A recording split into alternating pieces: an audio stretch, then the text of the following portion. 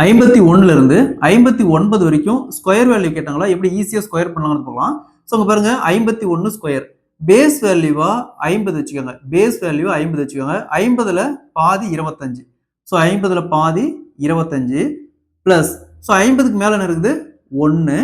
So இங்க என்ன value வருதோ அதை ஸ்கொயர் பண்ணணும். ஸோ 1 ஸ்கொயர் 1 முன்னாடி ஒரு 0 போட்டுக்கோங்க. முன்னாடி 2 டிஜிட் வரும், முன்னாடி ஒரு 0 போட்டுக்கோங்க. அப்ப ஸோ 25 பிளஸ் 1 26 26 0 1 இந்த 0 1 அப்படியே போட்டுங்க. ஸோ அதே மாதிரி இங்க பாருங்க 54.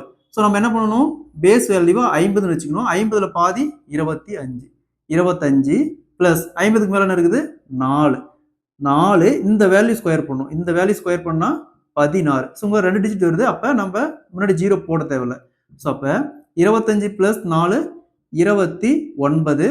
ஸோ இங்க 16 2916. ஓகேங்களா?